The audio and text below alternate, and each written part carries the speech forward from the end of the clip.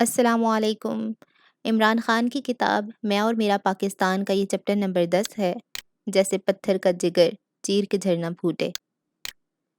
کلام اقبال ہمارے لیے رہنمائی کا سرچشمہ ہے۔ قیام پاکستان سے پہلے اور پھر شروع کے برسوں میں یہی ہمارا انداز فکر تھا۔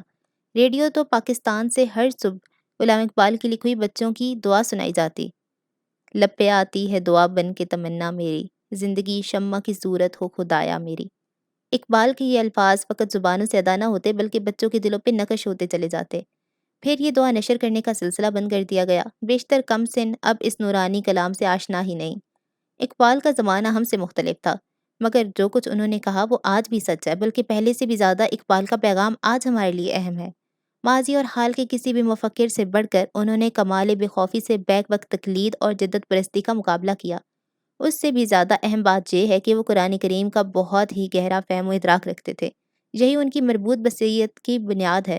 اقبال نے ہمیں بتایا کہ اسلام کی بہترین تعلیمات اور اعلیٰ ترین نظریات کے مطابق ایک مسلمان معاشرہ اپنی اجتماعی زندگی کو کیوں کر منظم کر سکتا ہے۔ وہ اسلام کی روحانی اصولوں کی روشنی میں زندگی گزارنے کا سلیقہ بتاتے ہیں۔ زمینی حقیقتوں کو اسلام کی اخلاقی اقدار کے مطابق ڈھالنا اقبال کا مقصد اولیٰ ہے۔ زمانہ بدلتا ہے تو مسائل بھی بدل جاتے ہیں، لیکن اصول وہی رہتے ہیں، بنیاد وہی ہے اور آنے والی نسلوں کو اسی طرح رہنمائی کر سکتی ہے۔ پاکستانیوں کے قلوب و اذہان میں جو مقام اقبال کو حاصل ہے وہ کسی اور کو کبھی نصیب نہ ہو سکا۔ کم ہی لوگ ان کے علم کی گہرائی اور وسعت کو پا سکتے ہیں۔ ان کی خیرہ کن خلاقیت اور ان کے مربوط فلسفے کو سمجھنا مشکل ہے، اس کے باوجود قاری کو ان سے الفت ہو جاتی ہے۔ ان کے افکار میں ایسا سحر اور قلم میں ایسا جادو ہے کہ کروڑوں لوگ ان سے محبت کرتے ہیں۔ ان میں سے بعض نے ان کے چند ہی اشعار سنے ہوں گے، پھر بھی پاکستان میں سب سے زیادہ انہی کا حوالہ دیا جاتا ہے۔ انہی کی شاعری سب سے زیادہ مقبول ہے، حتیٰ کہ ان کی علامتیں بھی۔ مثال کے طور پر شاہین کی نیم خواندہ لوگوں سے بھی یہ الفاظ آپ سنیں گے۔ ان کی شاعری اور ان کی نثر میں بیان کردہ فلسفہ ملک کی ہر تعلیمی ادارے میں پڑھایا جانا چاہیے، مگر افسوس کہ اب وہ بیشتر خارج از نصاب ہے۔ صرف بعض خاص مضامین کے طلباء ہی اقبال کے مطالعے کا مواقع ملتا ہے۔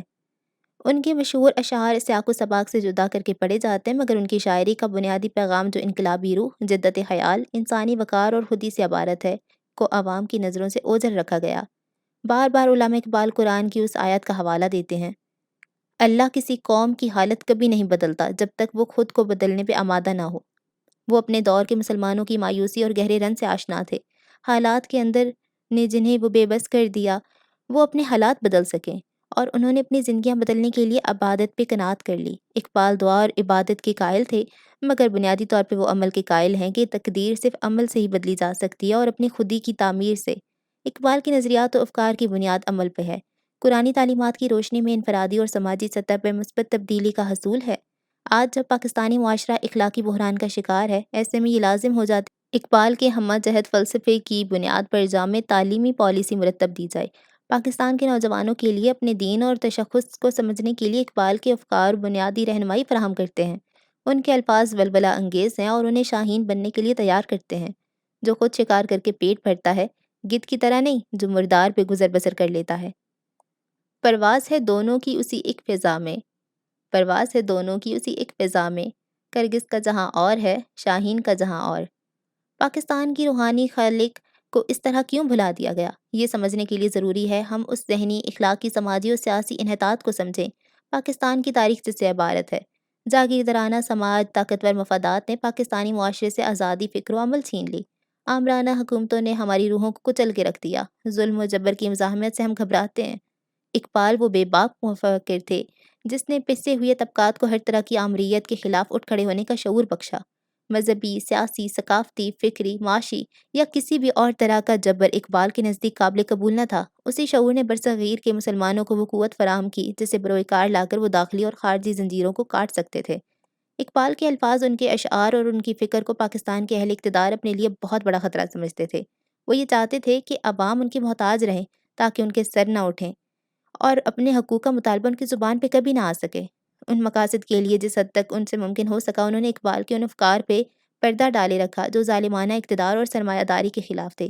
اقبال کے افکار و نظریات کا اوجھل ہو جانا اتفاقی امر نہیں بلکہ سوچے سمجھے منصوبے کا حصہ ہے۔ سبق پھر پڑھ صداقت کا، عدالت کا، شجاعت کا، لیا جائے گا تجھ سے کام دنیا کی امامت کا۔ میں تحریک انصاف کے جوانوں کو یہ شعر اکثر سناتا ہوں، صداقت، بہادری اور انصاف ہی انسان کی بہترین اوصاف ہیں۔ ہمیں سماجی انصاف کے لیے اقبال کے عزم پہ توجہ دینی چاہیے اور اس کرب کو محسوس کرنا چاہیے جو اقبال جیسی محنت کشوں کو دیکھ کر محسوس کرتے۔ مثال کے طور پہ ان کی وہ یادگار نظم جس میں وہ اللہ تعالیٰ سے مخاطب ہوتے ہیں، اس نظم میں انہوں نے اللہ کے عدل اور دنیا میں کسمرسی کی زندگی جینے والوں کی استحصال میں موجود علمی کی نشاندہی کی۔ وہ محنت کشوں کا استحصال کرنے والے لوگوں کی ضمیر کو جھنجھوڑنا چاہتے ہیں۔ وہ کہتے ہیں، تو قادر و عادل ہے مگر تیرے جہاں میں ہے تلخ بہت بندہ مزدور کی اوقات۔ اقبال جیسی عظمت کا حامل کوئی دوسرا شاعر اور مفکر تلاش کرنا محال ہے جس نے آب رواں ایسے تسلسل اور جوش جذبے کے ساتھ پسی ہوئے طبقات کے لیے آواز بلند کی ہو۔ اگر اقبال کی تعلیمات کو اپنا کر مغرب زدہ امیروں اور بنیاد پرستی کا ایندھن بننے والے غریبوں کے درمیان بڑھتے ہوئے فاصلے ختم ہونے لگیں، بنیاد پرستی کے خلاف سب سے اہم ہتھیار اسلام کی روشن خیالی ہے۔ دونوں طرف موجود انتہا پسندوں کو تاریخ اسلام کا ادراک حاصل کرنے کی کوشش تو کرنی چاہیے کہ کس طرح اس دور میں جب یورپ میں جہالت اور تعصب کا راج تھا، اسلام کے زیر سایہ تمام مذاہب اور مختلف نقطۂ ہائے نظر کو برداشت کیا جاتا۔ 8ویں صدی کے نصف سے 13ویں صدی کے وسط تک کا زمانہ اسلام کا سنہری دور کہلاتا ہے، جب اسلامی دنیا اسپین، پرتگال، جبرالٹر اور شمالی افریقہ سے آگے جنوب مغرب میں وسط ایشیا تک پھیلی تھی۔ علمی اور سائنسی دریافتیں اور مذہبی رواداری مسلمانوں کا طرح امتیاز تھا۔ اسلامی دینی اداروں کی جبر پہ یقین نہیں رکھتا۔ علامہ اقبال نے بارہا اس طرف اشارہ کیا کہ قرآن پاک میں بیان کردہ قانونی اصولوں میں وسعت اور ارتقاء کی زبردست گنجائش موجود ہے۔ 9ویں صدی عیسوی کے اوائل میں مسلم مفکرین میں بچوں کے حقوق پہ غور و فکر اور بحث و مباحثے کا آغاز ہو چکا تھا۔ ان مباحث میں رکھ رکھاؤ کا عالم یہ تھا کہ ہر دانشور اپنے دلائل کا آغاز ان کلمات سے کرتا، ممکن ہے میری بات درست نہ ہو۔ آزادانہ مکالمے کا یہ ماحول اس وقت تک ممکن ہی نہیں جب تک آزادی فکر کی ضمانت مہیا اور موجود نہ ہو۔ مکہ کے لوگوں نے انسانی تاریخ کی سب سے سچے آدمی کو آزادی اظہار کا حق دینے سے انکار کیا، حالانکہ وہ خود انہیں صادق و امین کہتے تھے۔ مدینہ منورہ کی ریاست قائم ہوئی تو ہر ایک کو اپنی بات کہنے کے پورے مواقع مہیا کر دیے گئے۔ رسول اکرم صلی اللہ علیہ وآلہ وسلم کا ارشاد ہے کہ میری امت میں اختلاف باعث رحمت ہے۔ آزادی فکر کے ہی اعجاز نے اسلامی تہذیب کو فروغ دینے کے لیے سازگار ماحول پیدا کیا۔ آنے والی کئی صدیوں تک چوٹی کے تمام سائنسدان مسلمان تھے۔ وہ منطق، مابعد الطبیعیات، علم کیمیا، الجبرا، فلکیات اور طبی علوم کے میدانوں میں کارہائے نمایاں انجام دیتے رہے۔ اسلام کے غلبہ سے قبل کئی صدیوں سے عالم عرب میں علوم کی ترویج کا عمل جمود کا شکار تھا۔ 8ویں صدی میں فلسفے اور طبی علوم کی تمام اہم کتابوں عربی زبان میں منتقل کیا جا چکا تھا۔ عربوں کے لیے اب یہ ممکن ہوا کہ ماضی کے ان علوم کی بنیاد پہ پیش رفت ممکن بنا سکیں۔ آنے والی صدیوں میں مسلمان مفکرین نے اہل یورپ کے نظریات پہ گہرے اثرات مرتب کیے۔ 10ویں صدی تک قدیم یونان میں ہونے والا تمام علمی کام عربی زبان میں میسر تھا۔ مسلمانوں کے ثقافتی عروج کے زمانے میں ہی مسلم تاجر چیک، لیٹر آف کریڈٹ اور جائنٹ سٹاک کمپنیوں جیسی جدید تجارتی نظام مرتب کر چکے تھے۔ ابن سینا، ابن رشد اور الغزالی ان جدید اسلامی فلسفیوں میں شامل ہیں جنہوں نے یورپی افکار پہ گہرے اثرات مرتب کیے۔ مغربی دنیا کے عظیم تر مفکرین میں شامل راجر بیکن ابن سینا کو فلسفے کا شہزادہ اور سالار قافلہ کہتا ہے۔ بیکن نے تجرباتی سائنس اور ارسطو کی فلسفیانہ افکار سے آگاہی عرب دانشوروں کے ذریعے حاصل کی تھی۔ عرب افکار کو کلیدی یورپی نظریات میں شامل کرنے کا سہرا بیکن ہی کے سر پہ ہے۔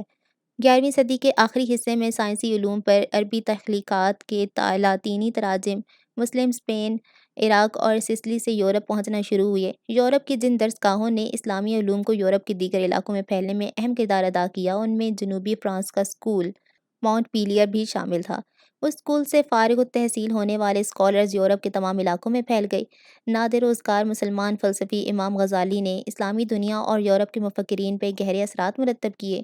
قدیم یونانی فلسفیانہ افکار کو آگے بڑھایا، خاص طور پہ ارسطو کے افکار کی تفہیم نے یورپ میں ویسے اثرات مرتب کیے جیسے یورپی مفکرین تھامس ایکوائنس اور سینٹ فرانسس کے علمی کام سے سامنے آئے تھے۔ ایکوائنس کے افکار کے زیر اثر ہی یورپ میں سوال اٹھانے کا رجحان بڑھا، اسی عمل نے اصلاحات کے راستے کھولے۔ مورخ ڈبلیو مونٹگومیری واٹ کے مطابق جب ہم عربوں کے تجربات، ان کی تحریروں اور ان کے افکار سے آگاہ ہوئے تو یہ احساس ہوا کہ اگر یورپ کے اہل علم کو ان افکار تک رسائی حاصل نہ ہوئی تو آج یورپ کے سائنس اور فلسفہ اس بلندی پر نہ پہنچتے۔ ایسا ہرگز نہیں کہ عربوں نے محض یونانی افکار کو آگے منتقل کیا، بلکہ وہ نئے افکار کے بھی نقیب تھے۔ انہوں نے نہ صرف ان علوم کو زندہ رکھا جو انہیں سکھائے گئے بلکہ انہیں وسعت بھی عطا کی۔ 1100 کے لگ بھگ یورپی لوگوں کا دشمنوں سے پالا پڑا تو ان کے ہاں یہ علوم اپنے عروج تھے۔ اس سے پہلے ان علوم کو اہل یورپ نئی بلندیوں سے روشناس کراتے، انہیں سب کچھ عربوں سے سیکھنا پڑا۔ حصول علم سے مسلمانوں کی بے پناہ محبت کا اندازہ ان لائبریریوں سے لگایا جا سکتا ہے جو اسلامی شہروں بغداد، دمشق اور قرطبہ میں قائم تھیں۔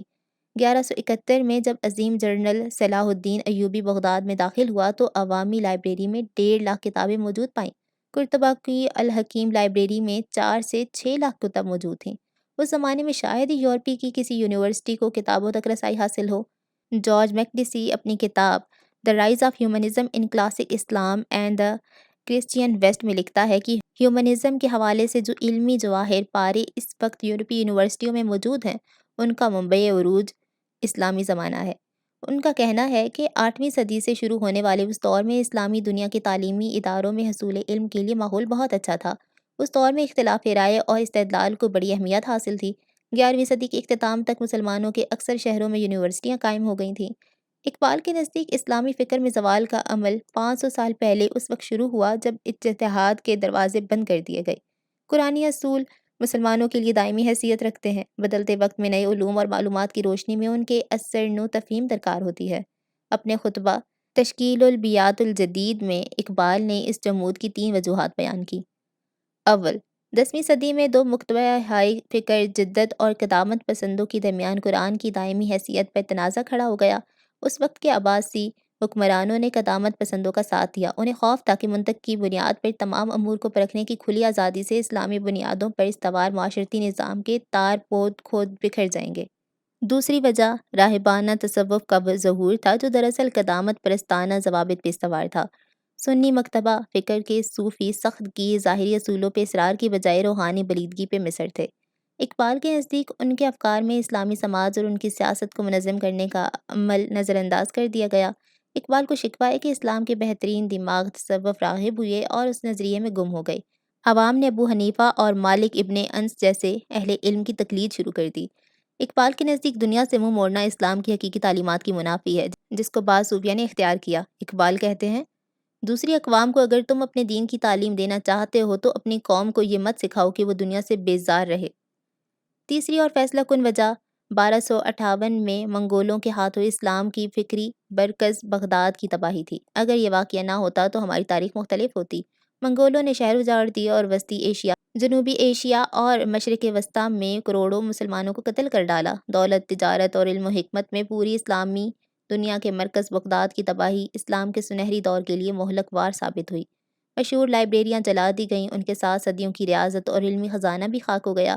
نتیجہ یہ ہوا کہ اپنی تہذیب کے مکمل انہدام سے خوف زدہ ہو کر مسلمان اور بھی زیادہ قدامت پرستی کی طرف مائل ہو گئے۔ 14ویں صدی کے آغاز میں منگولوں نے اسلام قبول کر لیا۔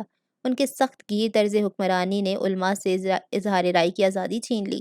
اجتہاد کے دروازے بند کر دیے گئے۔ یکسانیت زدہ اتحاد جو گاہے غیر ضروری ہوتا ہے، ہر بات پہ مقدم ٹھہرا۔ اختلاف رائے کی حوصلہ شکنی دستور بن گئی اور غیر ملکیوں کو گاہے بے سبب بھی شک و شبہ کی نظر سے دیکھا جائے گا۔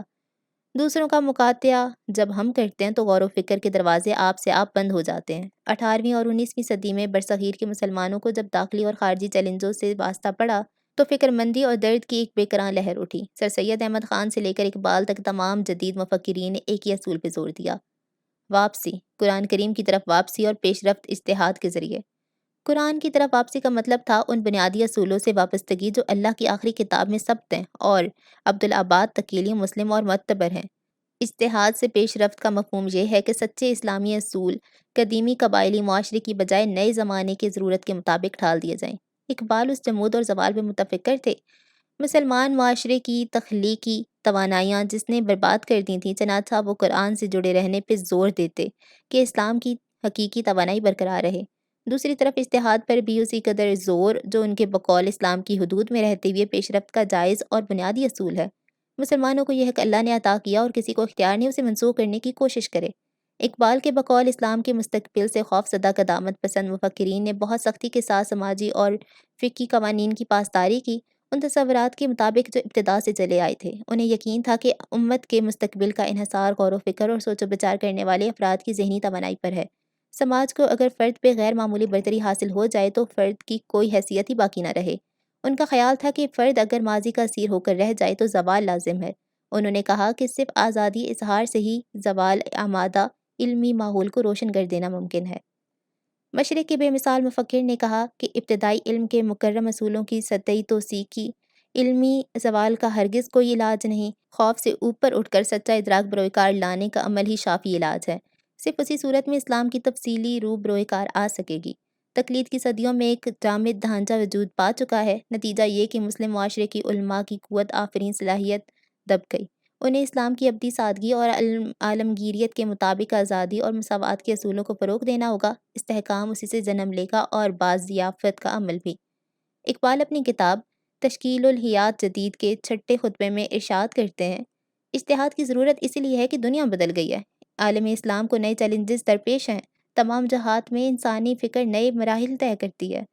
ایک ایسی بات انہوں نے کہی جس کا تعلق ہم سے بہت گہرا اور جس کی اہمیت بہت ہے۔ اقبال نے کہا، روشن خیال مسلمانوں کی نئی نسل کا یہ دعویٰ ہے کہ اپنے تجربے کی روشنی میں بنیادی قوانین کی ازسرنو تعبیر ان کا حق ہے۔ ان کا یہ مطالبہ کہ اسلام کے بنیادی اصولوں کو ملحوظ رکھتے ہوئے فقہی ضابطے نئے سانچوں میں ڈھالنا ضروری ہے، بالکل جائز ہے۔ قرآن کی یہ تعلیم کہ زندگی آگے بڑھتی چلی جاتی ہے، تقاضا کرتی ہے کہ ہر نئی نسل کو پرانی نسل کے کام پہ نظر ثانی کا پورا حق حاصل ہو۔ انہوں نے لکھا، علم کی ہر جستجو عبادت ہی کی ایک قسم ہے۔ مغرب کی سائنسی ترقی کو مسترد کرنے کی بجائے اس کے اچھے پہلوؤں کو ہمیں زندگی میں سمو لینا چاہیے۔ اجتہاد کی بجائے ہم نے پاکستان کو جمود کا شکار رہنے دیا روز اول ہی سے۔ برطانوی استعمار کی وارث مغرب نواز اشرافیہ کو اسلامی اصولوں سے کوئی دلچسپی تھی اور نہ سائنسی ترقی سے۔ وہ طاقت کے بھوکے تھے، اس لیے انہوں نے جمہوریت کو پھلنے پھولنے کے مواقع عطا نہ کیے۔ ہماری قدامت پسند مولوی صاحبان رد عمل کا شکار رہے۔ مذہب کے باب میں قدامت پسندی کے رویے پہ وہ ڈٹے رہے۔ اسلام کے بعض مسخ شدہ تصورات کو انہوں نے سیاسی حربے کے طور پہ استعمال کیا۔ اقبال نے زور دے کر کہا تھا، اجتہاد اسی لیے کہ شرعی قوانین کو جدید فکر اور تجربات کی روشنی میں اثرنو مدون کیا جائے۔ ان کا کہنا تھا کہ یورپ کی نشاط ثانیہ نے ہسپانیہ کی یونیورسٹیوں اور صلیبی جنگوں سے اکتساب فیض کیا تھا، اسی طرح مذہبی افکار کی تعمیر نو مغرب کے تجربے سے ہمیں فائدہ اٹھانا چاہیے۔ اقبال کی ہی طرح 19ویں صدی کے مصری اسکالر محمد عبدہ نے بھی اس امر کی نشاندہی کی کہ تقلید اور ماضی کے معروف مسلم دانشوروں کی پیروی عالم اسلام کے زوال کا اصل سبب بنی۔ افسوس کہ یہ روش آج بھی جاری ہے۔ ترک اقتدار نے اپنی رعایا میں غلامانہ انداز فکر کی پرورش کی، دلیل اور بحث کی حوصلہ شکنی کی۔ علم ان کا حریف تھا، اگر لوگ اس کے خوگر ہوتے تو حکمرانوں کے طرز عمل پہ سوال اٹھاتے۔ علماء میں اپنے کارندے انہوں نے داخل کر دیے۔ مذہبی افکار میں جمود کی قبولیت پر انہوں نے زور دیا کہ سیاسی اشرافیہ کا اقتدار قائم رہ سکے۔ شمال مغرب میں ترکوں کے بعد یہ غزنوی، غوری اور مغل تھے جنہوں نے 10ویں صدی کے وسط سے جنوبی ایشیا برصغیر میں مسلم اقتدار کی بنیاد رکھی۔ مغلوں کے بعد اس سرزمین پہ انگریزی اقتدار قائم ہوا۔ اس اجنبی تہذیب نے بھی ایک طرح سے بنیاد پرستی کے فروغ میں بالواسطہ بہت اہم کردار ادا کیا۔ مسلمانوں کو اس خوف نے آ لیا کہ مغربی تہذیب اسلامی ثقافتہ پہ غلبہ نہ پالے۔ 1000 برس پہلے یورپ یونین دیشوں سے گزرا تھا جب عالم اسلام کو فوقیت تھی۔ بنیاد پرستی استعمار کا رد عمل تھی، خاص طور پر ان مسلمانوں میں جن کے نزدیک مذہب اور ثقافت ایک ہی چیز تھے۔ مغرب سے پیدا ہونے والے چیلنج کے جواب میں جسے جدیدیت کا ہم معنی سمجھا گیا، عالم اسلام میں بالعموم 2 طرح کے رد عمل ابھرے۔ ایک یہ کہ مغرب کو خود اس کے میدان میں شکست دی جائے، مشرق کے وسائل حل کرنے کے لیے مغرب کے ہتھیار برتے جائیں اور مذہب کو ذاتی زندگی تک محدود کر دیا جائے۔ مشرق وسطیٰ میں 20ویں صدی کے اندر اٹھنے والے سوشلزم اور قوم پرستی کی تحاریک یورپی استعمار کے مقابل اس طرز فکر کی پیداوار تھیں۔ دوسرے مکتبہ فکر نے ماضی مرحوم کے مقبول اور مسلم انداز کی طرف لوٹ جانے کی پرجوش وکالت کی۔ قبائلی زندگی کا وہ زمانہ جب اسلام ایک صحرا سے اٹھا تھا، اس خالص دین کی طرف مراجعت جو بعد ازاں اپنے فروغ میں مختلف اور متنوع ثقافتوں کو اپنے اندر سمونے میں کامیاب رہا۔ برطانوی ہند میں ایک دوسرے کے حریف پہ یہ دونوں تناظر 1857 کی جنگ آزادی کے بعد ابھر کر سامنے آئے، جب آخری مغل بادشاہ نہایت ہی توہین آمیز طور پہ اقتدار سے الگ کر دیا گیا اور جلاوطن کر کے ملک سے باہر بھیج دیا گیا۔ ولیم ڈالریمپل کی کتاب آخری مغل 2 مختلف تعلیمی مکاتب فکر کے تذکرے پہ تمام ہوتی ہے۔ ایک علی گڑھ محمڈن اینگلو انڈین کالج جو انگریز سے متاثر سر سید احمد خان نے قائم کیا، جنہوں نے چاہا کہ مغربی تعلیم کے ذریعے مسلمانوں کا مستقبل محفوظ کیا جا سکے۔ دوسرا دیوبند کا مدرسہ جو مغربیت کے تمام تر اتوار کو مسترد کرتا ہے۔ دوسری طرف آج بھی یہ بریلوی مکتب فکر کا مد مقابل ہے جس کی اکثر تعلیمات تصوف سے اقتباس کرتی ہیں۔ ڈار ریمپل کا کہنا یہ ہے کہ طالبان پاکستان اور افغانستان کے دیوبندی مدارس سے ابھرے۔ خود اپنے زمانے میں اپنی آنکھوں سے ہم نے دیکھا کہ کوئی چیز اسلام کی اصل حقیقت اور ترقی پسند انداز کے لیے اس سے زیادہ خطرناک نہیں جتنی مغرب کی الغار۔ رد عمل یہ ہوتا ہے کہ عام مسلمان انتہا پسندی کی طرف مائل ہو جاتے ہیں۔ بنیاد پرستی اور استعماری جاریت میں اکثر چولی دامن کا ساتھ رہا ہے، بہت قریب کا، خطرناک، ایسا تعلق گویا ایک ہی تصویر کے دو رخ۔ ضرورت اس بات کی ہے کہ وسیع تر تناظر میں سوچنے والے جدید مسلمان مفکرین کا مطالعہ کریں جو پاکستان کے بانی تھے، اس لیے کہ پاکستان کو ایک علمی، ثقافتی اور اخلاقی نشاط ثانیہ کی ضرورت ہے۔ ایسا معاشرہ ہمیں مطلوب ہے جو تعلیم یافتہ، مہذب، روادار اور دور اندیش ہو، اپنے عہد کے تقاضوں کا پوری طرح ادراک رکھنے والا۔ عصر رواں کے مسائل کا سامنا کرنے کے لیے ہمیں غور و فکر اور جدید دانش کی ضرورت ہے۔ اسلامی تعلیمات کی پابندی، لیکن مغرب کی مثبت پہلوؤں سے خوش دلی سے استفادہ۔ آخر مغرب میں ہر چیز بری تو نہیں۔ مطلوب نشاط ثانیہ کو مغربی مادہ پرستی سے نجات کا حل پیش کرنا چاہیے، وہ مادہ پرستی جس نے انسان کو محض صارف بنا دیا۔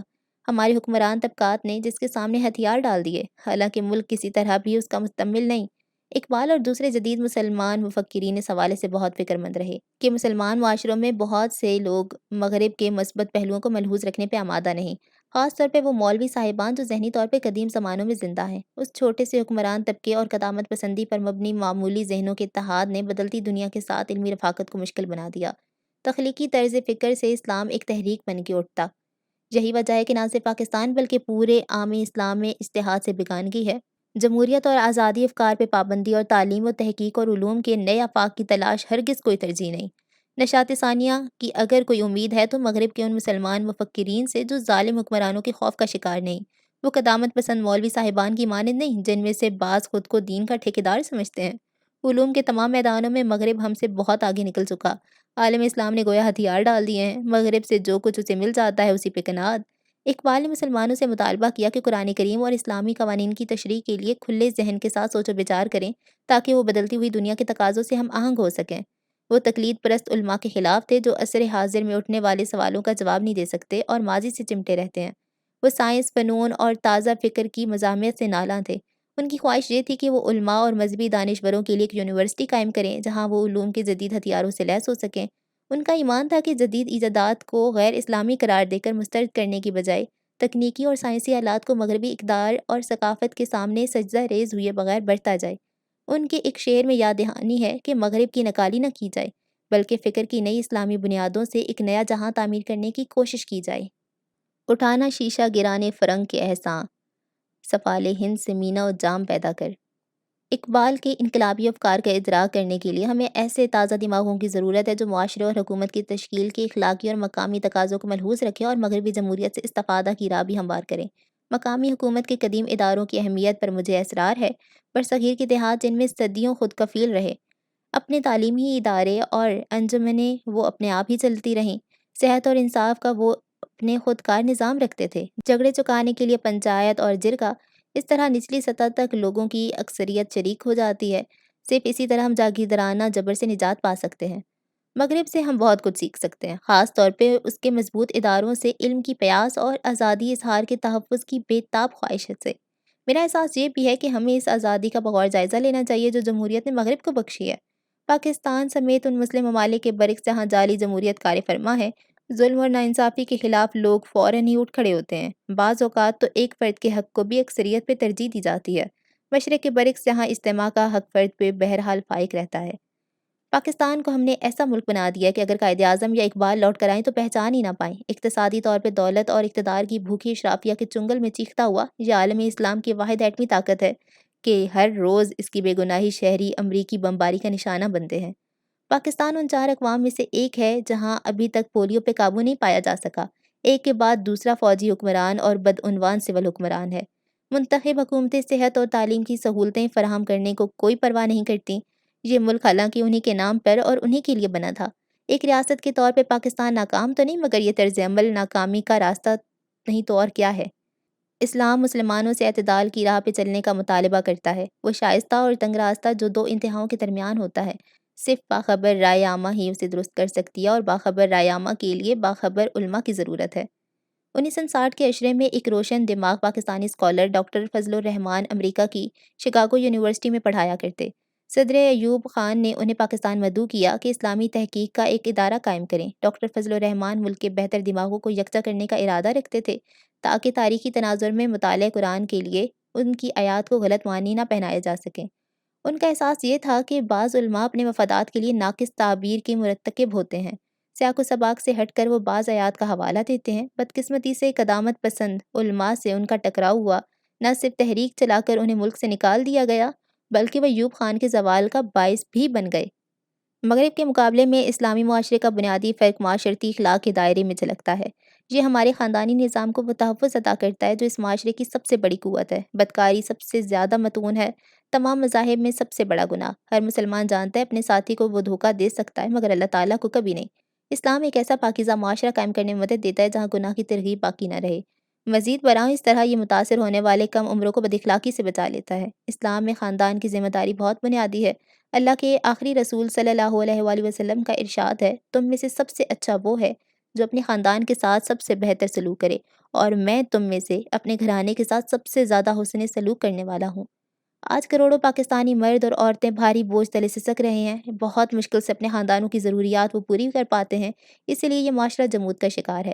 تباہ کن غربت اور ناانصافیوں کے باوجود ملک جس میں مبتلا ہے، معاشرے کا سماجی پیرہن اس لیے محفوظ ہے کہ گھرانوں کے لیے ایثار کرنے والے موجود ہیں۔ ایسے بہت سے لوگوں کو میں جانتا ہوں جو اپنے وسیع و عریض خاندانوں کی خاطر سب وسائل یکجا کرتے ہیں۔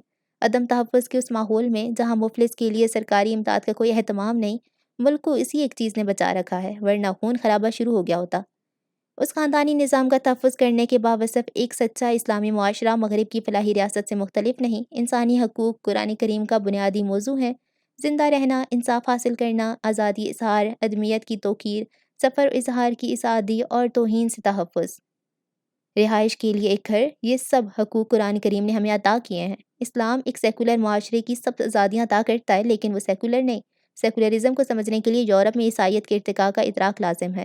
ریاست اور چرچ کی اپنی حدود تھیں۔ آنے والی صدیوں میں ان مختلف تحریکوں اور افکار نے سیکولرزم کی وہ صورت گری جو آج ہمارے سامنے ہے۔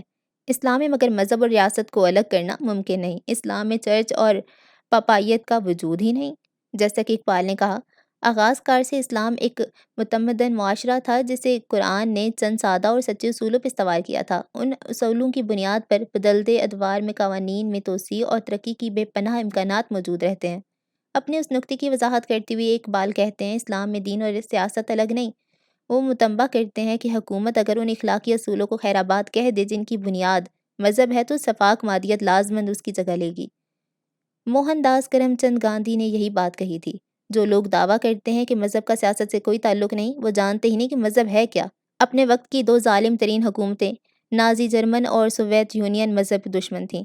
اسلام کی جڑیں روحانیت یعنی زندگی اور کائنات کی بنیادی سچائیوں کے ادراک ہیں، سرمایہ دار نظام کی مادیت یعنی فقط اس فانی دنیا کی محبت میں۔ اس کا مطلب یہ نہیں ہے کہ اسلام عملی زندگی کے تقاضوں کی پرواہ نہیں کرتا، اس کے برعکس وہ کاروبار حیات میں سرگرمی اور تحریکی حوصلہ افزائی کرتا ہے مگر سرمایہ دارانہ انداز میں نہیں۔ مثال کے طور پر ایک سچے اسلامی معاشرے کے لیے لازم ہوگا کہ وہ ماحول کو آلودگی سے پاک رکھے۔ موجودہ اور آئندہ نسلوں کی حفاظت اکتساب زر سے زیادہ اہم ہوگی۔ حقیقی روحانیت ہر ایسی تحریک کی حمایت کرے گی جو معاشرے کو لالچ کی بلا سے پاک رکھنے کی کوشش کرے۔ قرآن کریم کا دوسرا نام فرقان بھی ہے، امتیاز کرنے والا، جھوٹ اور سچ کو الگ کر دینے والا۔ وہ انسان کو برائی اور بھلائی میں امتیاز کرنا سکھاتا ہے۔ دہشت گردی کی جنگ شروع ہوئی تو مذہبی جنونیوں کی تعداد بڑھنے لگی۔ سوات کے بغاوت میں ہم نے دیکھا کہ جو لوگ نظام کا حصہ نہیں وہ جرم اور جنون کی طرف مائل ہو سکتے ہیں۔ یہ سمجھنا مشکل نہیں کہ رومان پسند اور خواب پرست کس طرح گمراہ ہو کر اسلحہ اٹھانے پہ تل پڑ جاتے ہیں۔ ایسے مذہبی جنونی ان کے علاوہ ہیں جو جبر کی بنا پہ اپنے جامد مذہبی تصورات کو اندھی قوت سے نافذ کر ڈالنے کی آرزومند ہیں۔ اسلام کو انہوں نے بے حد نقصان پہنچایا۔ وہ نہیں جانتے کہ اسلام قلوب و اذہان کو جیت لینے کا نام ہے۔ کچھ دوسرے ہیں جنہوں نے فرقہ پرستی کے جنون میں مبتلا ہو کر اپنے مسلمان بھائیوں کو قتل کیا۔ یہ بنیاد پرست صرف مغرب کے دشمن نہیں بلکہ مغرب نواز اشرافیہ کے خلاف بھی ہیں کہ اسے مغرب کا ایجنٹ سمجھتے ہیں۔ پاکستانی عوام مغرب کی عظیم سائنسی ترقی سے متاثر اور سائنس کے فروغ کو پسند کرتے ہیں۔ اس کے اخلاقی نظام کا تصور مگر زیادہ تر ٹیلی ویژن پہ انحصار کرتا ہے۔ اس پہ جو کچھ وہ دیکھتے ہیں اسے قطعاً پسند نہیں کرتے۔ اپنے معاشرے کو مغربی رنگ میں دکھانے، خاص طور پہ خواتین کی آزادی کی مصنوعی تصور کی وہ مذمت کرتے ہیں۔ وہ یہ نہیں سمجھتے کہ اس انداز فکر کا مقصد خواتین کی دستگیری ہے، بلکہ وہ اسے کھلی جنسی آزادی کا لائسنس سمجھتے ہیں۔ پاکستان کے مغرب نواز اخلاقی اعتبار سے کمزور گردانے جاتے ہیں۔ عام لوگ ان کے بارے میں اکبر اعلی آبادی کے زبان میں یہ کہتے ہیں: خدا کے فضل سے میاں بیوی دونوں مہذب ہیں، اسے غیرت نہیں آتی، انہیں غصہ نہیں آتا۔ جدیدیت کے اس لیے مخالفت کی جاتی ہے کہ اسے مغربیت مانا جاتا ہے، اس لیے پاکستانی عوام خواتین سے متعلق NGOs کے خلاف ہیں۔ پاکستانی معاشرے کی مختلف طبقات میں فاصلہ اب اتنا زیادہ ہے کہ دوسری انتہا کے لوگوں کو لبرل جنونی کہا جاتا ہے۔ یہ وہ لوگ ہیں جن کے نزدیک عہد جدید کے تقاضوں کو پورا کرنے کا مطلب ہے پوری طرح مغرب زدہ ہو جانا۔ ان کے خیال میں اسلام ترقی کے راستے میں سب سے بڑی رکاوٹ ہے۔ اسلام سے بے بہرا ہونے کی بنا پر مذہب کو وہ مغرب کے نقطۂ نظر سے دیکھتے ہیں۔ وہ یہ سمجھتے ہیں کہ عام مسلمانوں کا انداز فکر عہد کریم میں زندہ رہنے والوں کچھ ذہنوں کا مسلک ہے جو ایک قدیم صحرا میں پھوٹا تھا۔ افسوس کے مذہبی جنونیوں سے یہ وہ بات کرنے کے قابل ہی نہیں کہ دین کا مطالعہ تو وہ کرتے ہی نہیں۔ ان کے نزدیک پاکستان کے مسائل کا حل باہر سے درآمد کیا جانا چاہیے۔ یہ لوگ کبھی مارکسزم کی وکالت کرتے ہیں، بعض عورتوں کی مکمل آزادی، اور کچھ دوسرے مغرب کی پیروی میں اس آزاد معیشت کی جس میں مارکیٹ فیصلہ کن ہوتی ہے۔ ان لوگوں کو پچھلی 2 صدیوں کی تاریخ کا مطالعہ کرنا چاہیے۔ انہیں پتہ چلے کہ جب بھی کسی سرزمین پہ اجنبی ثقافت مسلط کرنے کی کوشش ہوئی تو کیسی بربادی اس نے پھیلا دی، کیسے کیسے ہنگامے برپا ہوئے، اور صدیوں سے شاداب چلی آتی زندگی کیسی ویرانی سے دوچار ہوئی۔ آسٹریلیا سے لے کر امریکہ تک تمام قدیم باشندے قتل کر دیے گئے۔ افریقہ اور ایشیا میں مقامی لوگ اکثر 2 حصوں میں بٹ کر ایک دوسرے کے مقابل آ گئے۔ چین اور جاپان ایسے کامیاب معاشروں نے مغرب کی علوم سے فیض پایا مگر اپنی مقامی ثقافتوں کی حفاظت کی۔ پاکستان کے لبرل فاشسٹ سیکولرزم کی وکالت تو کرتے ہیں لیکن مغرب میں سیکولرزم کے ارتقاء پہ وہ غور نہیں کرتے۔ مارٹن لیوتھر کنگ کی تحریک چرچ کے جبر سے نجات حاصل کرنے کی تحریک تھی، وہ مذہب کو خیر آباد کہنے کی قطعاً نہیں۔ ہمارے مغرب نواز ایک ایسے معاشرے کی سیکولرزم مسلط کرنے کے آرزو مند ہیں جہاں عوام کی عظیم اکثریت مذہبی اعتقاد کی حامل ہے۔ ان کے پاس مسائل کا صرف ایک حل ہے: ہٹلر کا طریقہ کار۔ پاکستانی فوج مذہبی بنیاد پرستوں کا صفایا کر دے۔ انہیں مصر، الجزائر اور ایران کی تاریخ کا مطالعہ کرنا چاہیے کہ جب بھی جبر کے ذریعے بنیاد پرستی کا خاتمہ کرنے کی کوشش ہوئی، تشدد پھوٹ پڑا اور معاشرے کو اس نے منہدم کر کے رکھ دیا۔ دہشت گردی کی جنگ نے دونوں طبقات کو مزید تقسیم کر دیا اور وہ ایک دوسرے کی توہین کے در پہ ہیں۔ اگر مغربی تعلیم یافتہ لوگ اسلام کا مطالعہ کریں تو نہ صرف وہ اس کی حقیقی روح سے آشنا ہو جائیں گے بلکہ فرقہ پرستی اور انتہا پسندی کا مقابلہ بھی کر سکیں گے۔ وہ اس قابل ہو جائیں گے کہ مغرب کو اسلامی عقائد اور تصورات کی حقیقت سے روشناس کرا سکیں۔ وہ لوگ جو اسلام کا دفاع کرنے کی بہترین صلاحیت رکھتے ہیں لیکن اگر وہ مغرب کی نگاہ سے نظریات اور حالات کا جائزہ لیں تو حقیقت کا ادراک کریں گے۔ ان دونوں طبقات کے تصادم کا افسوسناک نتیجہ یہ ہے کہ مغرب اور ثقافت کے تحفظ ہی نہیں، اجتہاد اور ارتقاء کا راستہ بھی رک گیا۔ اشرافیہ جو ملک کے بیشتر تعلیمی وسائل ہڑپ کر جاتی ہے، علمی قیادت کے مقابل نہیں، نہ تو مذہب اور نہ ہی ثقافت کے میدان میں۔ مغربی تعلیم اسے یہ صلاحیت اور اہلیت عطا نہیں کر سکتی۔ عام آدمی ملک میں اسلام کے کردار پہ کسی مغالطے کا شکار نہیں، اسلامی ورثے پہ وہ مطمئن ہے اور اس کے ساتھ شاد کام۔ شناخت کا بحران انگریزی بولنے والے اشرافیہ کو درپیش ہے جو استعمار کی وارث ہے۔ مذہب کا بہت معمولی سا علم رکھنے والے سیکولر یہ سمجھتے ہیں کہ اسلام میں اقلیتوں کے ساتھ ناروا سلوک ہوتا ہے۔ قائد اعظم کی ایک تقریر کا وہ بہت زیادہ ذکر کرتے ہیں۔ ان کا کہنا ہے کہ وہ سیکولر نظام کے خواہاں تھے، صرف اسی طرح اقلیت کا تحفظ ممکن ہے، حالانکہ وہ تو فقط رواداری کا حوالہ دے رہے تھے جو اسلامی معاشرہ غیر مسلم سے لازماً روا رکھتا ہے۔ انہوں نے کہا تھا: آپ آزاد ہیں، آپ اپنے مندروں میں جانے کے لیے آزاد ہیں، آپ اپنی مساجد میں جانے کی آزادی رکھتے ہیں یا اس آزاد پاکستان کی کسی بھی عبادت گاہ میں، ہو آپ کا تعلق کسی بھی مذہب، نسل یا ذات سے ہو، ریاست کا اس معاملے سے قطعاً کوئی تعلق نہیں۔ اسلام اور 2 قومی نظریہ پاکستان کی بنیاد ہے۔ اسی ایک نظریے نے اس خطۂ ارض کو بھارت اور پاکستان میں تقسیم کر ڈالا۔ یہ تو واضح ہے کہ مذہبی عقائد کو تعصب، عدم رواداری اور فرقہ پرستی کو فروغ دینے کے لیے استعمال نہ ہونا چاہیے۔ بدقسمتی سے مذہبی طبقات میں ایسے لوگ پائے جاتے ہیں جو دوسرے فرقوں اور اقلیتوں سے نفرت کی تبلیغ کرتے ہیں۔ اپنے موقف کی حمایت میں قرآن کریم کی آیات کو سیاق و سباق سے الگ کر کے وہ پیش کرتے ہیں۔ اس سچائی کو وہ نظر انداز کر دیتے ہیں کہ رسول اللہ صلی اللہ علیہ وآلہ وسلم دوسرے مذاہب کے معاملے میں کس قدر روادار تھے۔ نبی اکرم صلی اللہ علیہ وآلہ وسلم کی حیات طیبہ اس طرح کی مثالوں سے بھری پڑی ہے۔ اپنی مسجد میں انہوں نے کئی بار عیسائیوں اور یہودیوں کو عبادت کرنے کی اجازت بخشی۔ آپ کا آخری خطبہ حقوق انسان کے باب میں ایک درخشاں دستاویز ہے۔ فرمایا: تم سب آدم علیہ السلام کی اولاد ہو اور آدم علیہ السلام مٹی سے پیدا کیے گئے۔ عربی کو اجمی پر اور اجمی کو عربی پر ہرگز کوئی فضیلت نہیں، نہ ہی گورے کو کالے اور کالے کو گورے پر۔ اللہ کے نزدیک زیادہ معزز وہ ہے جو صاحب تقوی ہے۔ سب مسلمان آپس میں بھائی ہیں، تم سب ایک دوسرے کے بھائی ہو، اور تمہارے غلام انہیں وہی کچھ کھلاؤ جو تم خود کھاتے ہو، انہیں وہی پہناؤ جو تم خود پہنتے ہو۔ اگر وہ خطا کا ارتکاب کریں تو تم انہیں معاف کرنے پر آمادہ نہ ہو تو احسن طریقے سے انہیں الگ کر دو، وہ اللہ کی مخلوق ہیں اور بہتر سلوک کے حقدار۔ آشکار ہے کہ مذہب، نسل یا طبقے کی بنیاد پہ امتیازی سلوک سے منع کرتا ہے۔ واضح الفاظ میں قرآن یہ کہتا ہے، دین میں ہرگز کوئی جبر نہیں۔ اسلام میں تو اس سے بھی زیادہ فراخ دلی ہے، وہ دوسرے مذاہب کو تسلیم کرتا ہے، جیسا کہ ممتاز اسکالر کیرن آرمسٹرانگ نے نشاندہی کر دی۔ انہوں نے لکھا ہے، قرآن کریم دوسرا اقوام اور دوسری قوموں کے مذہبی روایات کے بارے میں ایک مثبت نقطہ نگاہ کا حامل ہے۔ وہ کہتا ہے ہر قوم تک الہامی ہدایت پہنچی ہے۔ وہ قرون وسطیٰ کے اس مغربی اعتقاد کی مذمت کرتی ہے، اسلام عدم رواداری کا شکار ہے۔ ان کی رائے میں آج مسلمان دنیا کی انتہا پسندی کا سبب سیاسی مسائل ہیں، تیل، فلسطین، مسلم ممالک پہ قبضہ، مشرقی وسطیٰ میں آمروں کی پشت پناہی اور مغرب کی منافقانہ روش، مذہبی عقائد نہیں، ہرگز نہیں۔ صدیوں تک مسلمان معاشروں میں غیر مسلموں کا ایک بھرپور کردار رہا، مثلاً مسلمان مغل بادشاہوں کے بھارت میں راجپوتوں کا، یہودی اور مسلم اسپین میں عیسائیوں اور یہودیوں کا، ترکوں کی عثمانی سلطنت میں قدامت پسندی مسیحی یونانیوں کا۔ ان ادوار میں مسلمانوں نے غیر مسلموں سے حسن سلوک کا جو مظاہرہ کیا، قرون وسطیٰ کے مغرب میں اس کا تصور تک موجود نہ تھا۔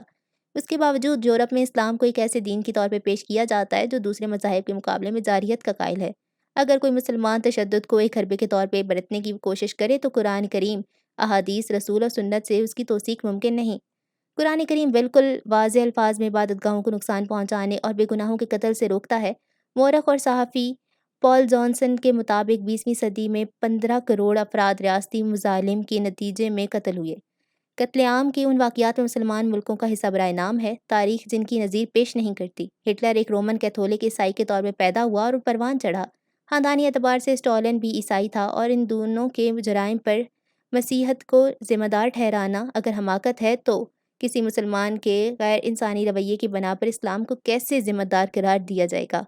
1 جولائی 1948 کو اسٹیٹ بینک آف پاکستان کا سنگ بنیاد رکھتے ہوئے ملک کے معاشی ماہرین سے قائد اعظم کا خطاب ایک نکتے کو پوری طرح واضح کر دیتا ہے۔ اسلام کے معاشی اصول آج بھی اتنے ہی قابل عمل ہیں جتنے کہ 1400 سال قبل تھے۔ انہوں نے کہا، اسلام اور اس کے مثالی نظریات نے جمہوریت کی تعلیم دی، اس کے مساوات کا درس دیا، ہر ایک کے لیے انصاف اور مساوی مواقع۔ کوئی جمہوریت مساوات، عدل اور حسن کردار کی ان اعلیٰ تقاضوں سے کیوں پریشان ہو جو ہر ایک کو میسر ہوں گے؟ یہ نظریاتی اقبال کی روحانی جمہوریت سے ہم آہنگ ہیں، جس میں لوگ ہر طرح کے جبر سے آزاد ہوں گے اور جہاں کوئی ایسی پالیسی تشکیل نہیں دی جا سکے گی جس کا مقصد انسانی فلاح سے کسی طرح بھی متصادم ہو۔ میرا یقین یہ ہے کہ پاکستان نے اپنی منزل اس لیے کھو دی کہ اسلامی تعلیمات پہ سنجیدگی سے عمل کرنے کی کبھی کوشش نہ ہوئی۔ آخری الہامی کتاب میں لکھا ہے، اللہ کی رسی کو مضبوطی سے تھامے رکھو۔ قرآن کریم تعلیم اور انصاف پہ بہت زور دیتا ہے۔ ان میدانوں میں اسلامی جمہوریہ پاکستان ناکامی کی ایک المناک تصویر ہے۔ ان میں سے ایک میں نامرادی، دوسرے میں تباہی کا سبب بنتی ہے۔ ہمارا نظام تعلیم نا انصافی پہ استوار ہے۔ ہمارا انصاف سے محروم معاشرہ عوام کو تعلیم یافتہ بنانے کی اہمیت تسلیم نہیں کرتا۔ اسلامی ریاست کا بنیادی اصول انصاف ہے، اسی لیے اپنی جماعت کا نام میں نے تحریک انصاف رکھا۔ قرآن کہتا ہے، اے اہل ایمان، انصاف کے لیے ڈٹ کر کھڑے ہو جاؤ، اللہ کے گواہ بن کر، خواہ تمہیں اپنے یا اپنے والدین کے خلاف ہی شہادت کیوں نہ دینی پڑے، خواہ رشتہ داروں کے بارے امیر ہو یا غریب۔ انصاف پسندی اور صداقت شعار مذہبی آدمی کا سب سے بڑا وصف ہے۔ قانون کے سامنے سب برابر تھے۔ رسالت مآب صلی اللہ علیہ وآلہ وسلم اس انقلابی تصور کے ساتھ ہی بروئے کار آئے تھے۔ ان سے پہلے تو نسل، رنگ، زبان کے امتیاز سے پاک انصاف کا تصور تک کہیں موجود نہ تھا۔ قائد اعظم اور اقبال کا یہی نقطہ نظر تھا، یہی خواب انہوں نے دیکھا کہ اس نئے وطن میں رنگ و نسل سے بالا تر ہو کر سب شہری ایک امن، آہنگ اور عدل میں جئیں گے، استحصال اور ظلم سے پاک ایک معاشرہ۔ مگر آج پاکستان ایک منقسم ملک ہے۔ مضبوط مرکز کے تصور نے سندھیوں، بلوچوں، کشمیریوں اور پشتونوں کو پنجاب کے غلبے سے برگشتہ کیا۔ آغاز ہی میں جنم لینے والے محرومی کے شدید احساس نے مشرقی پاکستان کو بالآخر ہم سے الگ کر دیا۔ مضبوط قومی شناخت قائم نہ ہو سکی کہ ملک متحد اور مضبوط ہوتا۔ اشرافیہ ملک کو لوٹتی رہی، وسائل برباد کیے جاتے رہے اور محرومی میں مبتلا عام آدمی دکھ سہتا رہا۔ عوام کی اکثریت تعلیم اور صحت کی سہولتوں کے علاوہ انصاف تک کبھی رسائی نہ پا سکی۔ ایک مربوط اور مستحکم عدالتی نظام کبھی تھا ہی نہیں۔ ملک کے 2 سب سے زیادہ بدعنوان اداروں میں پولیس اور نچلی عدالتیں شامل ہیں۔ جمائمہ کے خلاف ٹائلوں کی چوری کا مقدمہ اس امر کا اظہار تھا کہ ریاستی ظلم کے مقابلے میں عدالت ایک شہری کے تحفظ میں کس بری طرح ناکام ہو جاتی ہے۔ مجھے میری اسیری کے تجربے نے بتایا کہ گندے قیدیوں کی ضرورت کے لیے اخراجات سے محروم اور ٹھونس ٹھونس کر بھرے گئے ہمارے جیل خانوں میں مقید لوگ انصاف حاصل نہیں کر سکتے۔ وہ وسائل نہیں رکھتے اور ان کی پرواہ کرنے والا کوئی نہیں۔ اسلام میں تو چند استثنائی صورتوں کے سوا شہریوں کو جیلوں میں بند کرنے کا تصور ہی نہ تھا۔ امیروں کے پاس پیسہ ہے اور وہ انصاف خریدتے ہیں۔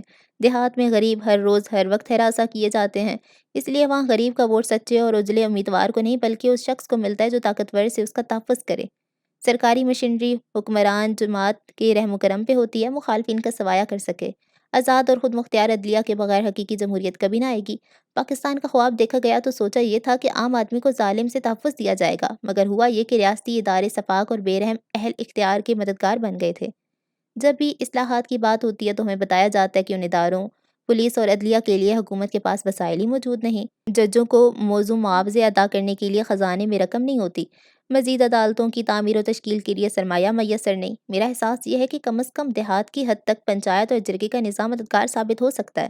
کیوں نہ ہر گاؤں میں اتفاق رائے سے ایسے پنچ مقرر کر دیے جائیں جو چھوٹے موٹے جھگڑوں اور زمین کی معمولی تنازعوں میں فیصلے کریں، روایتی انداز میں جھگڑے نپٹا دیں۔ ضرورت تو یہ ہے کہ جس کے ساتھ زیادتی ہو اس کے لیے تلافی کا سامان کیا جائے، نہ یہ کہ ملزموں سے جیلیں بھر دی جائیں۔ ملک کے بعض حصوں میں برقرار جاگیرداری نظام ملک اور معاشرے کے لیے ایک لعنت کے سوا کچھ نہیں۔ ان جاگیروں میں ہر کہیں المناک کہانیاں سنائی دیتی ہیں، خاص طور پر خواتین کے بارے میں۔ غریب گھرانوں کی عورتوں کو اپنی جائیداد سمجھتے ہیں اور ان کی بے بس لاچار مرد یہ سب برداشت کرنے پہ مجبور ہو جاتے ہیں۔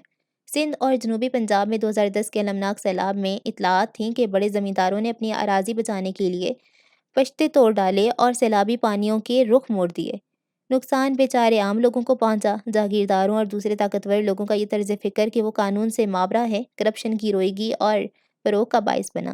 جیسے برسات میں خودرو جھاڑیاں اگاتی ہیں، پاکستان میں امیروں اور غریبوں کے درمیان حائل اور پھیلتی خلیج کا یہی سبب ہے۔ ایک طرف وہ امراء ہیں جو دنیا بھر میں قیمتی جائیدادوں کی خریداری کرتے ہیں، ذاتی جہازوں کے مالک ہیں اور جن کی حفاظت کے لیے مسلح افراد کے جتھے و کم میں بھاگ رہے ہوتے ہیں۔ دوسری طرف وہ محرومی، جسے اقوام متحدہ کے ترقیاتی پروگرام کے اصلاح میں ہمہ جہتی افلاس کہا جاتا ہے۔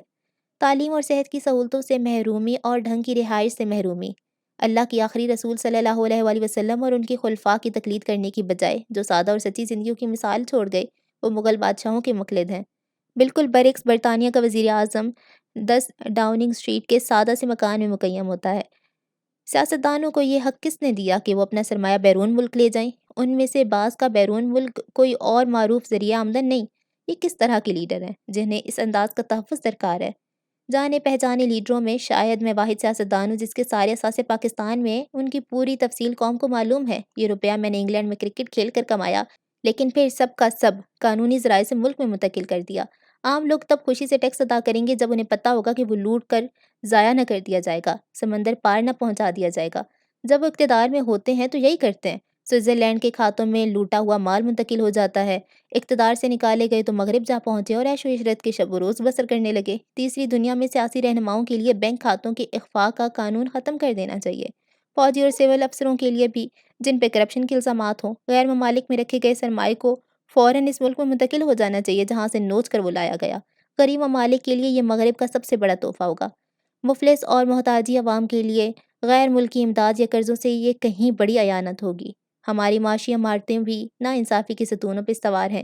اشرافیہ نے عالمی مالیاتی فنڈ سے ناپاک جوڑ کر رکھا ہے اور اس کا سارا بوجھ عوام پر ہے۔ ہر نئے بجٹ میں بالواسطہ ٹیکس بڑھا دیے جاتے ہیں کہ عامیوں کا مزید خون چوسا جائے۔ امیر براہ راست ٹیکس ادا کرنے پہ آمادہ نہیں اور ان کی اس جرم کی سزا عام آدمی کو دی جاتی ہے۔ چونکہ رد عمل نہیں ہوتا، لہٰذا ہر نئے دن کے ساتھ یہ بوجھ بڑھتا چلا جاتا ہے۔ بے تحاشا بیرون ملک سے قرضے لیے گئے تو عوام سے کس نے پوچھا تھا؟ انہیں یہ بھی معلوم تھا کہ یہ چکائی کس طرح جائیں گے؟ کبھی کسی نے حساب نہ دیا کہ یہ ڈالر کہاں خرچ ہوئے۔ 2008 سے 2011 کے دوران پاکستان کا سرکاری قرضہ 5 کھرب سے بڑھ کر 11 کھرب ہو گیا۔ 59 بلین ڈالر سے 122 بلین ڈالر ٹیکسوں کی سالانہ قومی آمدن میں سے 65% قرض کی ادائیگی پہ اٹھ جاتا ہے۔ بجٹ کا 60% قرضوں کی واپسی اور دفاع پہ خرچ ہوتا ہے اور تعلیم پر محض 1.5%، صحت پہ 0.5%۔ اس کے علاوہ امیر لوگوں کو دیے گئے 226 ارب روپے کے قرضے معاف کر دیے گئے۔ افراط زر کی لعنت اس کے سوا ہے کہ حکومت اسٹیٹ بینک سے مسلسل قرض لیتی اور نوٹ چھاپتی رہتی ہے۔ گیس، پانی، بجلی، پیٹرول اور ڈیزل اس طرز عمل کے نتیجے میں گراں تر ہوتے جاتے ہیں۔ تنخواہ دار طبقے میں اسی لیے رشوت کا مرض پھیلتا جا رہا ہے۔ جو افسر شاہی میں یہ مرض پھیلتا ہے، عام آدمی کی زندگی اور بھی اجیرن ہونے لگتی ہے۔ ظاہر ہے ایسی سول سروس کے ساتھ سرکاری پالیسیوں کا نفاذ مشکل ہے۔ معیشت ہی نہیں، قومی عزت نفس کا معاملہ بھی یہی ہے۔ پاکستانی عوام کی پوری صلاحیت کیوں کر بروئے کار آئے جبکہ ہم بیرونی امداد کے بغیر آگے بڑھنے کا تصور ہی نہیں رکھتے۔ کرکٹ کے تجربے سے مجھ پہ منکشف ہوا کہ جس ٹیم کو خود پہ اعتماد ہو اور جو اپنی عزت کے معاملے میں حساس رہے، وہ اپنی صلاحیت سے بہت زیادہ مؤثر ثابت ہوگی۔ خود سے بہتر حریف کو بھی گاہے وہ ہرا دیتی ہے۔ بدقسمتی ہماری یہ ہے کہ ہم امریکہ اور دوسروں پہ انحصار کے عادی ہو گئے۔ ایک نتیجہ یہ ہے کہ اپنی چادر کے مطابق پاؤں پھیلانے کی عادت نہ ڈال سکے، اور دوسرا یہ نتیجہ کہ ہماری بدبخت اشرافیہ کو ہر بار باہر سے تعاون مل جاتا ہے۔ 2010 کے سیلاب میں ہماری $167 بلین کی معیشت کو بدترین دھچکا لگا، جو ہماری تاریخ میں بدترین تھا۔ اپنی قوم کی صلاحیت اور عزم پہ انحصار کی بجائے ہماری حکومت نے کشکول اٹھایا اور دنیا کے سامنے جا جھکی۔ وہی طرز عمل جو اس نے 2003 کے زلزلے میں اختیار کیا تھا۔ دنیا اب ہماری مدد میں متذبذب تھی، لیکن پھر کیا ہوا؟ خود ہماری عوام کی محنت، عزم، ریاضت اور فیاضی سے کسی نہ کسی قدر بہتری آ گئی۔ صرف 1 ماہ کے دوران میں نے 2 ارب روپے کی عطیات جمع کیے۔ ہر اس شخص نے مدد کی جس سے میری شناسائی تھی۔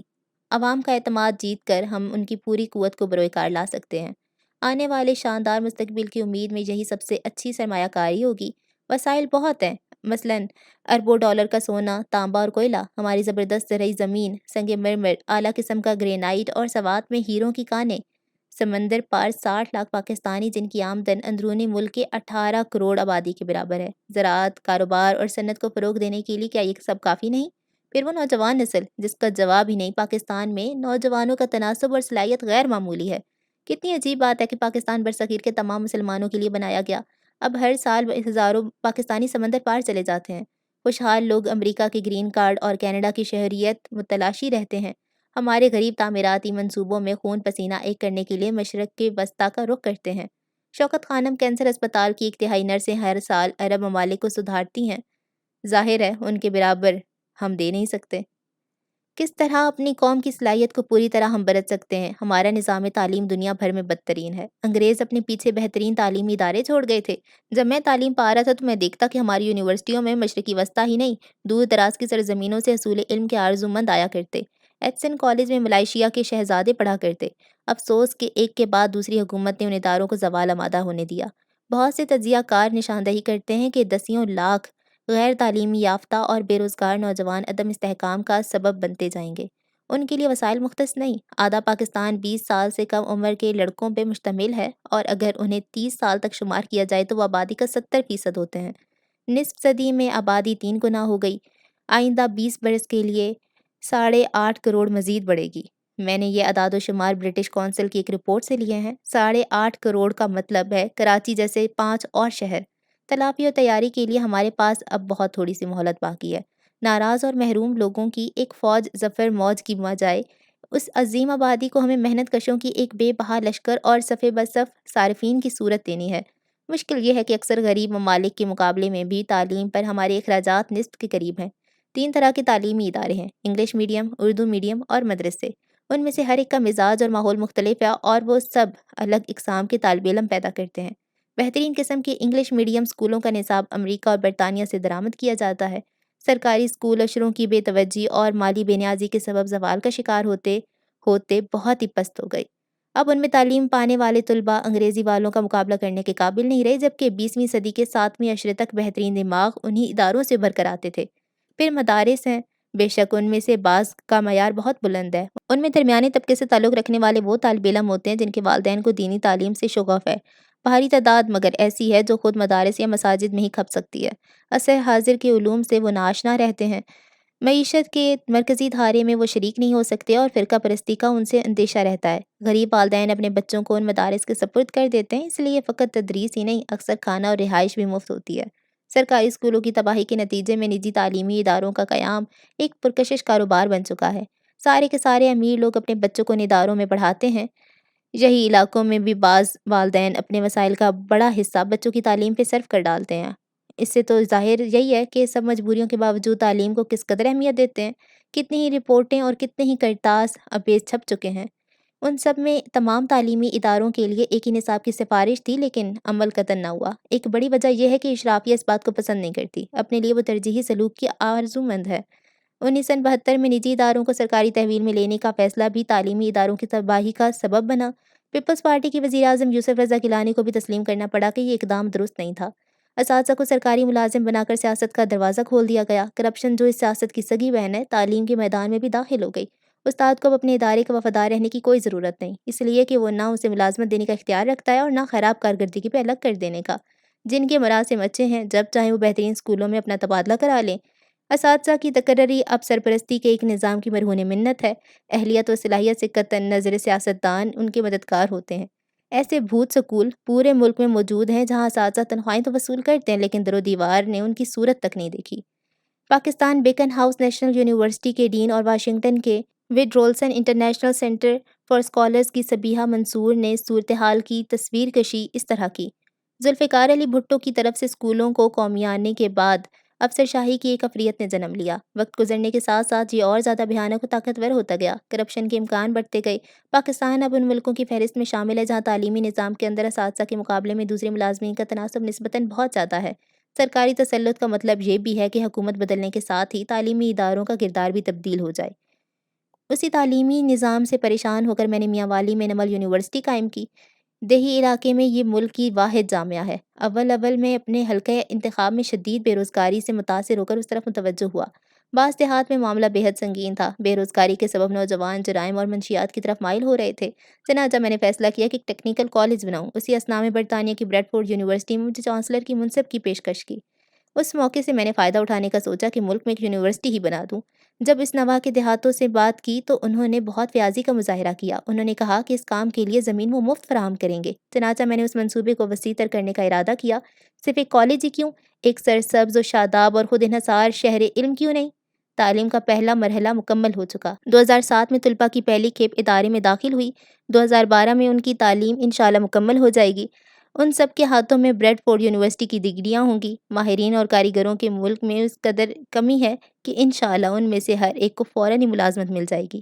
خوبصورت نمل جھیل کے کنارے اب میں ایک ٹیکنالوجی پارک کا خواب دیکھتا ہوں۔ پہاڑوں کے پیچھے برطانیہ نے ایک سیرگاہ بنا دی ہے۔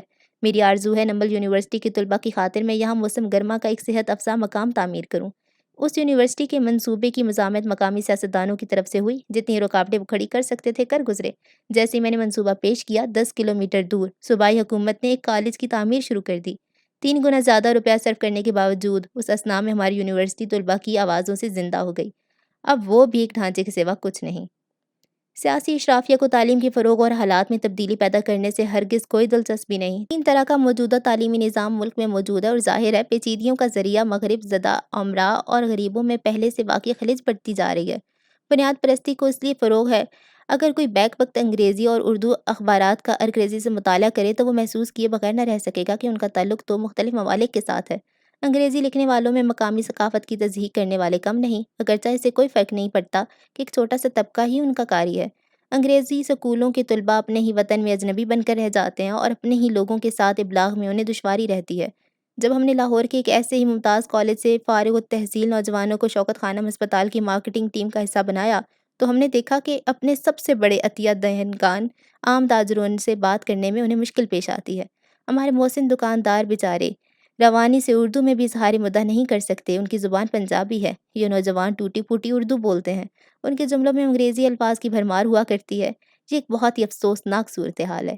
کاروباری امور کی تعلیم دینے والے مذکورہ ادارے نے ان کی تربیت میں بین الاقوامی کمپنیوں یا بیرون ملک ملازمت کے تقاضوں کو ملحوظ رکھا۔ دوسری طرف اردو میڈیم سکولوں اور مدارس سے نکلنے والے طلباء مغربی کلچر کا ادراک نہیں رکھتے، نام نہاد اشرافیہ سے وہ بیزار نظر آتے ہیں۔ اسی وقت جب مشرقی وسطیٰ کے ممالک نہ صرف مغربی استعمار اور اپنی آمروں سے نجات پانے کی تحریک سے دوچار ہیں، جب وہ اپنی آزادی کی تکمیل پر تلے ہیں، پاکستان بھی ایک سماجی اور سیاسی انقلاب کی طرف گامزن ہے۔ مشرقی وسطیٰ کی ہی مانند ہمارا معاشرہ حالات کو جامد رکھنے کی خواہش مند چھوٹی سی اشرافیہ اور تبدیلی کی آرزو مند نئی نسل میں بٹ چکا ہے۔ نوجوان نسل ایسی جمہوریت کے لیے بیتاب ہے جن میں ان کا ایک کردار ہو۔ مشرقی وسطیٰ کے مقابلے میں بعض اعتبار سے پاکستان افضل اور بہتر حالات میں ہے۔ ہر چند کے 3 اشروں کی ڈکٹیٹرشپ اس نے بھگتی ہے۔